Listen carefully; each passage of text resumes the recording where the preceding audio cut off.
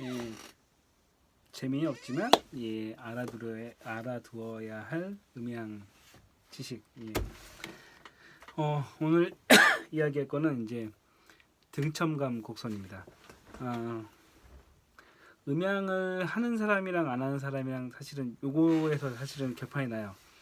등첨감 곡선을 알아? 라고 물어봤을 때 알면은 이거는 이제 음향 관련된 공부를 한 사람이거나 시험 준비하는 사람이에요. 근데 등첨감 곡선 이렇게 이야기했을 때 처음 들어보는데 등첨감 곡선이 뭐야 라고 한다면 그거는 이제 음향을 그냥 취미로 하는 사람 정도로 나눌 수가 있어요. 책을 안 본 사람 뭐 이렇게 생각하는데, 등첨감 곡선은 간단하게 이야기하면 간단하게 그 뭐지 검색해 보면은 바로 표가 나오긴 하는데, 똑같은 소리라고 했을 때 사람이 들을 수 있는, 그러니까 주파수마다 사람이 그 잘 들리는 소리가 있고 잘 안 들리는 소리가 있다라는 거예요. 그러니까 이게 뭐냐면은 똑같은 레벨, 예를 들어서 그 똑같은 레벨의 소리인데 그 저음은 잘 안 들리는데 고음은 잘 들리는 거죠.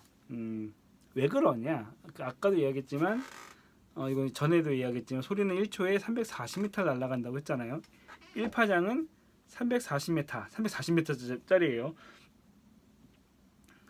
340m라는 건 뭐냐면은 그 파장 하나 340m라면은 그 파장이 내 귀에 들어오려면은 340 그 가상으로 생각을 해보자고요. 340m짜리 이렇게 철관이 있는데 그거를 사람 귀에다가 쑤셔넣는다고 생각해봐요. 안 들어가잖아요. 그쵸? 그나마 그래서 사람 가청 주파수가 20에서 2만 헤르츠인 게 그 이하에 너무 큰 것도 안 들어오고 너무 작은 것도 안 들어온다는 거죠, 귀에. 10헤르츠가 34m니까 그 20헤르츠면은 그 17m. 17m면 대충 이제 눈에 보이죠. 17m짜리 창이. 근데 그게 있어요. 그 사람의 가청 주파수가 20에서 2만 헤르츠라고 하는데, 사람이 나이가 들수록 그 범위가 굉장히 줄어들어요. 특히 저음부보다 고음부가 많이 줄어들게 돼요. 그래서 그 음향을 하시는 분들 보고 옛날에 그런 얘기를 해요. 이어폰 꽂지 말라고. 근데 그 이유 중에 하나가, 이어폰이라는 거는 사실은 귀에 이제 사람이 달팽이관이 있잖아요. 거기를 바로 자극을 하잖아요. 이어폰이 나쁘다는 게 아니라 이어폰을 많이 듣고 이어폰으로 큰 소리를 듣다 보면은 달팽이관이 묻어져 가지고 미세하고 큰 고음의 그 고음을 잘 못 듣게 돼요. 그러다 보니까 저는 그나마 그래서 그냥 음악을 듣고 싶을 때 스피커로 듣거나 아니면은 최소한 이제 헤드폰을 들어요. 헤드폰은 그나마 바로 듣기보다는 약간 좀 바로 들어가는 것보다는 한번 이제 거쳐 들어가다 보니까 그나마 귀에 덜 해로운데, 음향을 하시는 분들은 그 이어폰을 가능하면 쓰지 마시라고 하는 게 어찌됐건 귀를 많이 상해요. 왜 이게 문제가 되냐? 고음부부터 못 듣기 시작해요. 그럼 뭐냐? 베토벤인 거예요. 베토벤 소리를 못 듣는 거예요. 장금이도 아니고 음식을 하는데 이제 그 소리가 내가 못 듣게 되기 시작하면서 그 소리를 재생하는데 한계가 있는 거죠. 요리사가 미각을 잃으면은 요리를 물론 이원복 셰프 같은 분들은 하세요. 뭐 그런 분들은 이제 노하우를 하세요. 하지만 우리는 베토벤이나 이원복 셰프가 아니잖아요. 그러면 최대한 음향을 하는 사람은 귀를 보호하셔야죠. 그래서 그 귀도 이제 단련하면 단련할수록 좀 더 좋아져요. 저도 옛날에 귀를 좀 다친 적이 있는데, 다쳤다기보다는 어렸을 때 그냥 귀를 막 이어폰 듣고 하다 보니까 안 좋았었는데 약 먹고 다시 뭐 치료받고 이비인후과 가고 해서 다시 좋아진 다음부터는 이어폰을 안 껴요. 예, 제가 그거를 중학교 때 귀가 한번 안 좋아진 다음에 그때는 또 성장기여서 그랬는지 다 바로 낫더라고요. 그래서 근데 어찌됐건 음향을 하신다는 분들은 지금 이것도 이어폰으로 듣고 계시다면은 이어폰을 앞으로 듣지 마시고 차라리 그나마 헤드폰을 끼시라는 거예요. 어쨌건 이 주파수가 갈수록 줄어드는데 제가 한번 실험을 해봤어요. 저희 아들이 그러니까 이게 깐난애기가 20헤르츠까지 듣고 그 날이 그 클수록 이제 소리를 못 듣는다고 하는데, 그 나중에 보면은 이제 그 톤 측정기나 아니면은 주파수를 낼 수 있는 어플들이 있어요. 그런 걸 이용해 가지고 아들한테 실험을 해봤어요. 아들한테 이제 7살짜리한테 실험을 해봤는데, 7살짜리 아들이 뭐 약간 집중력이 없어서 그럴 수도 있긴 한데 18.6 헤르츠까지 얘가 듣는다고 이야기를 해요. 뭔가 소리가 들려라고 했을 때 되게 간지러운 소리가 18.6까지 들었어요. 예. 참고적으로 제가 알고 있는 이제 10대 청소년들 중에서 가장 잘 들었던 애가 7.8 정도. 18은 욕이 아닙니다. 18kHz는 예, 아직 그 간 적이 없는데, 예, 18kHz는 간 적이 없는데 어찌됐건 아직 18.6까지는 들었어요. 그 이상 들을 수 있는데, 아니면 그거에 관심이 없어서 집중력이 떨어져서 얘기를 안 했을 수도 있지만, 어쨌건 그럴수록 아이에서 성인이 될수록 그 듣는 게 떨어집니다. 참고로 제가 16kHz 후반까지 들어요. 제가 저 같은 경우에 제 나이에 비해서는 이제 잘 듣는 편입니다. 근데 저도 그게 범위가 이제 줄어들기 시작하는 거죠. 저보다 못 듣는 사람, 저보다 나이 어린데 저보다 못 듣는 사람도 많더라고요. 어찌됐건 나이가 들수록 음향을 하면서 그 들을 수 있는 범위가 줄어드는 거죠. 어찌됐건 이 얘기 왜 하고 있냐? 어쨌든 가점 주파수가 20에서 2만 헤르츠인데, 등청강 곡선이란 건 뭐냐면 이제 그게 있고, 등청강 곡선은 뭐냐면은 똑같은 소리라고 했을 때 사람이 그 저음은 잘 안 들리는데 고음은 잘 들린다는 거죠. 거기 보면 이런 식으로 되어 있어요. 막 해가지고. 근데 이게 어떤 게 있냐? 이거 어디다 이제 써먹느냐라고 한다고 하면은, 이제 우리 이제 소리를 들을 때 그 믹서를 보면은 메다가 뜨잖아요. 메다가 뜨는데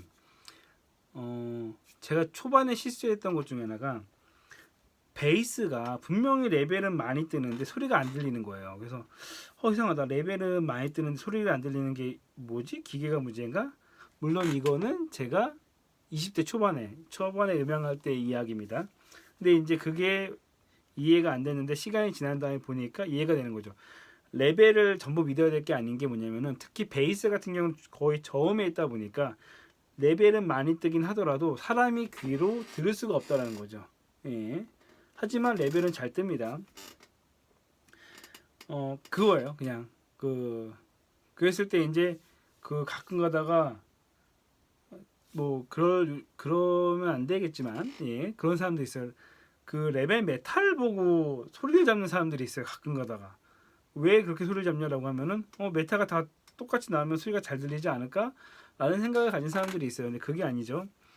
사람이 들었을 때 저음은 상대적으로 적게 들리고 1kHz에서 2kHz 사이의 그 중고음은 오히려 잘 들린다는 거죠. 예. 똑같은 소리 레벨의 공간에, 분명히 그 공간 안에는 그 레벨들이 다 가지고 있는 레벨 그 소리 내고 있는 볼륨이 있지만 그 소리 파장에 따라서 들리는 소리가 틀리다라는 거, 그 얘기를 하고 싶었고요. 그게 그 레벨에 따라서 그게 틀리다.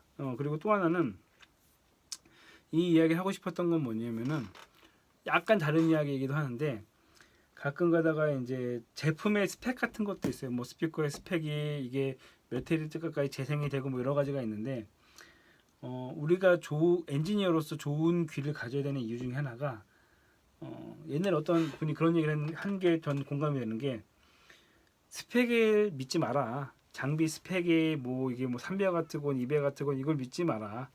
귀로 판단해라. 엔지니어는 가끔 가다가 그 스피커나 제품 스펙에서 약간 가라로 이제 약간 사람을 현혹시키기 위해서, 뭐 광고가 다 그렇겠지만 그런 식으로 이제 그 스펙을 괜히 오버치는 경우도 있는데, 그 사람들이 좋아하는 스피커나 사람들이 많이 찾는 장비들은 그만큼 소리가 좋아서 그렇죠. 단순히 스펙만이 아니라 들었을 때 단순히 수치로만 갖고 있는 것이 아니라 사람이 듣기 편한 소리 것도 있고, 그 소리가 가진 뭐 중압감, 뭐 명료도의 차이, 이런 거에 취향의 차이도 있지만 그런 거죠. 그래서 단순하게 소리가 귀로 수치가 이렇게 있지만 결국에는 그 소리를 가지고 판단하는 거는 엔지니어다. 다만 성향이 그 저음은 잘 안 들린다. 중고음이 좀 잘 들리고 그게 그 주파수마다 약간 틀리다. 그 이유는 이제 사람 달팽이관의 차이인 거죠. 약간 이거랑 이제 맞는지 안 맞는지 모르겠지만, 그 제가 음향을 처음 시작할 때 가장 크게 했던 고민 중에 하나가 좋은 소리란 무엇인가요? 그 엔지니어로서 이제 소리 튜닝을 하고 잡을 때 좋은 소리를 만들어야 되는데 좋은 소리는 뭐지? 어떤 게 좋은 소리야? 라고 했을 때 어렸을 때는 거기에 많이 휘둘렸어요. 막 그 음향을 잡고 있는데 그 드러머가 와가지고 드럼이 너무 좀 작은 것 같은데 드럼을 좀 키워주세요. 그럼 그런가? 내가 잘못 잡고 있는 건가? 예, 드럼을 좀 올리고 그 기타 하는 친구가 와가지고 저 기타가 안 들리는 것 같아요. 기타를 좀 키워야 될 것 같아요. 막 그렇게 하다 보면 이제 소리가 이제 산으로 가는 거예요. 그러니까 그 좋은 소리라는 거는 제가 생각했을 때는 그냥 전체적인 밸런스가 잘 들리면 돼요. 그리고 그 정답은 없는 것 같아요. 저 같은 경우는 좀 개인적으로 드럼 소리를 이렇게 확확 올리는 걸 좋아하진 않아요. 자연스러운 거죠. 소프트한 소리를 좋아하는데 그렇지 않은 사람도 있는 거죠. 그러면 이제 약간 번외적으로 소리는 그럼 어떻게 잡아요? 라고 한다면은 제가 가장 좋은 거는 그 밴드나 이런 게 있다면은 그 밴드 마스터 있잖아요. 밴드 마스터나 아니면 거기 리더. 그러니까 리더가 원하는 소리를 잡아주는 게 제일 좋은 것 같아요. 미리 물어보는 거죠. 어떤 소리를 해드릴까요? 그랬을 때 감추지 말고 물어보는 거죠. 그 사람들이 원하는 소리를 맞춰주는 거. 그러니까 엔지니어가 그 자기가 가지는 기본적인 레퍼런스도 중요하지만 그 연주하는 사람의 요구를 만족시켜주는 것도 엔지니어의 능력이거든요. 예. 약간 오늘 얘기는 산으로 갔지만 어찌됐건 등천강 곡선이 특징이랑 그 그 엔지니어는 귀로 판단해야 된다는 것 그리고 여러 가지 소리는 뭐 이런 특징이 있다는 거 뭐 이렇게만 아셔도 괜찮을 것 같습니다. 네, 오늘 여기까지 하겠습니다.